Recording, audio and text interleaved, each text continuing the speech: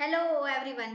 कैसे हो आप सभी। तो चलिए, जैसा कि आप लोग की एक ख्वाहिश थी कि मैम, जैसा कि आपने 2024 में हमारे लिए इम्पोर्टेंट बताए थे आप, और वो आया भी था, इसी तरह आप हमें 2025 के हिंदी के लिए इम्पोर्टेंस बताएं कि हम लोग सिर्फ इम्पोर्टेंट क्वेश्चन करके जाए और हमारा वही आ जाए। ठीक है। आई नो कि हिंदी बहुत कम ही पढ़ी जाती है, क्योंकि ज्यादा लोग जो है हिंदी पढ़ते नहीं है, लास्ट मोमेंट पर पढ़ते हैं, क्योंकि हिंदी है, कर लेंगे कर लेंगे। ठीक है। तो उन्हीं लोगों के लिए खास कर मैं ये इम्पोर्टेंस क्वेश्चन लेकर आई हूँ, जो वेरी वेरी इंपॉर्टेंट है, और ये क्वेश्चन जो है एग्जाम में जरूर आने वाले हैं 2025 के लिए। ठीक है। तो आप लोग ये मोस्ट इंपॉर्टेंट जो क्वेश्चन है उसके लिए रेडी रहिए, जो आज मैं डिस्कस करने जा रही हूँ। और अगर आप लोग इस यूट्यूब चैनल पे नए हैं तो फटाफट से सब्सक्राइब करना ना भूलें, ऐसे ही इंटरेस्टिंग वीडियो के लिए। तो चलिए स्टार्ट करते हैं। सबसे पहले हमारा प्रश्न रहेगा, हम लोग आपको सबसे पहले मैं गद्य से आपको प्रश्न कुछ है इंपॉर्टेंट बताती हूँ, उसके बाद पद, उसके बाद आप लोग को जो है मैं हिंदी साहित्य के इतिहास से रिलेटेड कुछ प्रश्न बताऊंगी। तो सबसे पहले हमारा प्रश्न है, तुलसीदास के अनुसार सच्चे मित्र की क्या गुण या क्या परिभाषाएं होती है। ठीक है। ये है आपका इंपॉर्टेंट क्वेश्चन पहला। उसके बाद अगला है, तुलसीदास ने किस प्रकार के मित्रों से सावधान रहने के लिए कह रहे हैं। ठीक है। और साथ ही साथ आपको ये दोनों जो प्रश्न है ये वेरी वेरी इंपॉर्टेंट है, इसीलिए इसको जरूर करिएगा। ठीक है। उसके बाद जो है आपका प्रश्न आएगा, तुलसीदास की भक्ति भावना पर प्रकाश डालिए। और साथ ही साथ जैसे कि आप लोग जानते हैं कि आप लोग को 2024 में जो है कबीरदास से लॉन्ग आ चुका है, तो इस बार क्या होगा, तो इस बार आपको कबीरदास की लाइनिंग यानी उनकी पंक्तियां दी जाएंगी। ठीक है। कबीरदास की पंक्तियां। ठीक है। और लॉन्ग क्वेश्चंस में आपको तुलसीदास से दिया जाएगा, क्योंकि 2024 में आप लोग का तुलसीदास से लाइनिंग आई थी और कबीरदास जी से क्या आए थे, लॉन्ग क्वेश्चन। तो उसी तरह इस बार जो है तुलसीदास जी के ऊपर कुछ प्रश्न आएंगे और साथ ही साथ कबीरदास की पंक्तियां। तो उनकी जितनी भी पंक्तियां, कितने भी दोहे हैं, उसे अच्छे से पढ़ लीजिए। ठीक है। अगर इन केस आप लोग को लॉन्ग आ भी जाता है, तो जैसा कि आपको मैं बताई हूँ कि किस प्रकार हम लोग अपने जो है दोहे को, अर्थ को जो है आंसर में लिखते हैं, उत्तर किस प्रकार लिखते हैं, वो मैं आपको ऑलरेडी बता दी हूँ, और इसी चैनल पे अपलोड है, आप लोग नहीं देखे तो जरूर देखिए। ठीक है। तो चलिए अब आगे बढ़ते हैं। उसके बाद आप लोग का है निबंध से। तो निबंध से जैसा कि आप लोग जानते हैं कुटस्थ से लाइनिंग आ चुकी है, तो इस बार जो है आप लोग को कलाकार की व्यक्तिगत ईमानदारी से जो है लॉन्ग प्रश्न आएंगे। ठीक है। तो सबसे पहले प्रश्न रहेगा, कलाकार की व्यक्तिगत ईमानदारी भाग एक के आधार पर लेखक का चरित्र चित्रण, या फिर डायरेक्ट आप लोग को दे देगा कि लेखक का चरित्र चित्रण दीजिए कलाकार की व्यक्तिगत ईमानदारी एक के अनुसार। ठीक है। तो ये भी आपका प्रश्न आ सकता है। अगला प्रश्न है, यशराज का चरित्र चित्रण और कलाकार की व्यक्तिगत ईमानदारी एक में व्यक्त लेखक के भाव को क्या है, स्पष्ट कीजिए। यानी लेखक जो है उनके भाव को क्या है करना है, स्पष्ट करना है।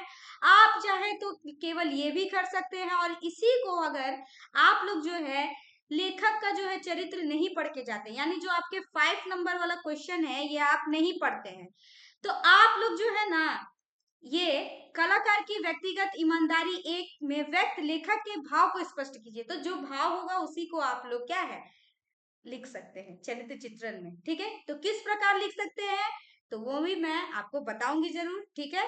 तो अगर आप लोग को कुछ भी डाउट्स है तो आप मुझे मैसेज कर सकते हैं। आप लोग जानते हैं कि स्क्रीन के नीचे हमारा नंबर दिया हुआ है। ठीक है। चलिए अब आगे बढ़ते हैं। अगला प्रश्न है हमारा भाई बहन। ठीक है। भाई बहन कहानी से है, तो भाई बहन में आप लोग जो है श्री राम, सुंदरिया और साहब का चरित्र चित्रण कर लीजिए। इसमें तीनों चरित्र चित्रण में से एक तो जरूर ही आएगा। उसके बाद भाई बहन कहानी का उद्देश्य या संदेश पर प्रकाश डाले, यानी जो उसका उद्देश्य होगा वही उसका संदेश होगा। ठीक है। और साथ ही साथ आपको भाई बहन कहानी की शीर्षक की सार्थकता पर भी प्रकाश डालना है, यानी जो शीर्षक है, शीर्षक आप लोग जानते हैं किसको कहते हैं, अगर नहीं जानते तो उसको टाइटल कहते हैं। ठीक है। उस टाइटल जो है भाई बहन, उसमें क्या, उसकी क्या सार्थकता रही है उसको आपको प्रस्तुत करना है। ठीक है। क्या वो मुख्य रूप से सार्थक है वो टाइटल, तो इस पर विचार विमर्श करना है आपको। ठीक है। तो चलिए अब आगे बढ़ते हैं। नशा कहानी के उद्देश्य को स्पष्ट कीजिए, या फिर आप लोग को आ जाएगा मूल भाव, तो आप भी वही लिखिएगा जो उद्देश्य पर के गए हैं। ओके, उसके बाद वीर एवं ईश्वरी का चरित्र चित्रण भी करना है।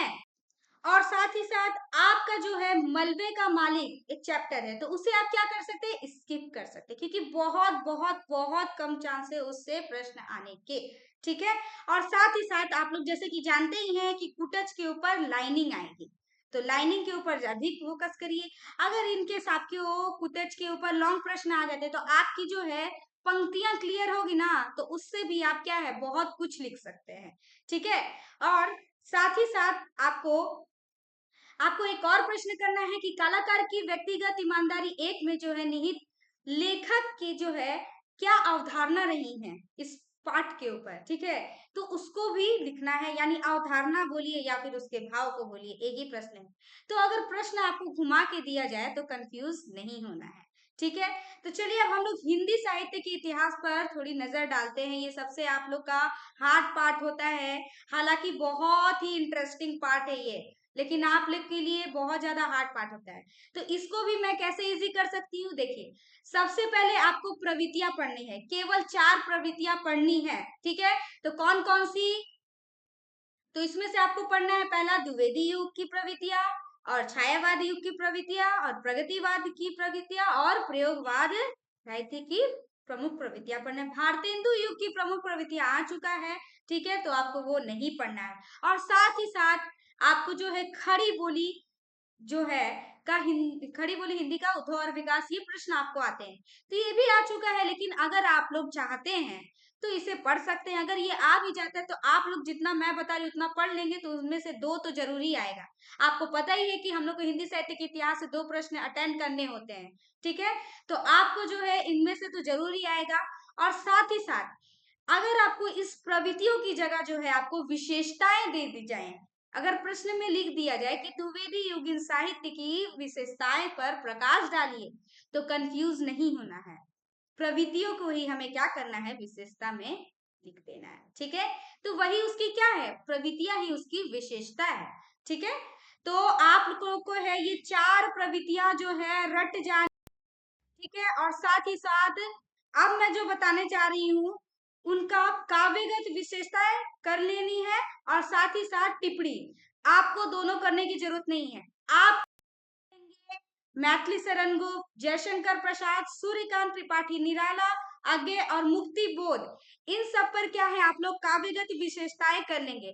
कि यदि आप लोग को इनके ऊपर टिप्पणी आ जाती है तो वो जो काव्यगत विशेषताएं आपने पढ़ी हैं उसी को हम लोग लिख देंगे विथआउट पॉइंट्स दिए। ठीक है, तो आपको 2 बार करने की जरूरत नहीं है। आप क्या करेंगे, मैथिली शरण गुप्त, जयशंकर प्रसाद, सूर्यकांत त्रिपाठी निराला, आज्ञे और मुक्ति बोध जैसे जो इन सब कवियों की क्या करेंगे, हम लोग काव्यगत विशेषताओं को पढ़ लेंगे, जिससे क्या होगा टिप्पणी आएगा तो हम लोग आसानी से कर लेंगे। ठीक है, और साथ ही बात मुझे लगता है ऐसा कि आप लोग का जो है जयशंकर प्रसाद इंपॉर्टेंट है, और साथ ही साथ मुक्ति बोध, ये मेरे अंदर से भाव आ रहा है कि जयशंकर प्रसाद तो प्रसाद जी जरूर आएंगे, और मुक्ति बोध भी मुझे लग रहा है कि आएंगे आएंगे। ठीक है, और साथ ही साथ एक और आप लोग लिख लीजिए, वो भी इंपॉर्टेंट है इसीलिए उसे लिखना जरूरी है, नागार्जुन। ठीक है, नागार्जुन जी की काव्यगत विशेषताएं या फिर उनका जो है टिप्पणी आ सकता है। ठीक है, तो ये आपका इंपॉर्टेंट है। और साथ ही साथ मैं एक और बात बता दूं आप लोग को, जो मैं है ये इनमें से एक और बताना भूल गई थी, क्योंकि आप लोग को इसके अलावा भी 3 चैप्टर है। पहला जो है संध्या सुंदरी जो आ चुका है, इसे हम लोग टच भी नहीं करेंगे, साइड कर देंगे। अगर आपको अच्छी लगती है तो आप केवल क्या है उसकी जो है कविताएं का अर्थ समझ लीजिए, कि कुछ भी प्रश्न आए तो आप उसे लिख सके। और क्या है, अवकाश वाली सभ्यता है, और हो गई है पीर पर्वत से। इन सब का आप लोग को क्या करना है, मूल भाव पढ़ लेना है, या फिर वो जो पंक्तियां हैं उनकी उनका अर्थ जान लेना है। इससे क्या होगा कि आप लोग को कोई भी प्रश्न आएगा उनसे रिलेट अगर, तो आप उसे लिख सकते हैं। किस प्रकार लिखना है अब वो जानना होगा, तो उसके लिए क्या करना है, नीचे दिए गए नंबर पर मैसेज करना है, जिससे क्या होगा कि मैं आपको बता दूंगी कि अगर मूल भाव आप करके जा रहे हैं और प्रश्न आ जाता है कुछ और, तो उसे हम लोग किस प्रकार लिखते हैं। ठीक है, तो चलिए आज के लिए इतना ही। हम लोग अगले वीडियो में मिलेंगे, और कोई भी डाउट्स हो तो कमेंट करें, एंड आप लोग को डिस्क्रिप्शन बॉक्स में जो है नंबर दिया हुआ है, मैसेज कर सकते हैं। ठीक है, तो आज के लिए इतना ही, मिलते हैं हम लोग नेक्स्ट वीडियो में।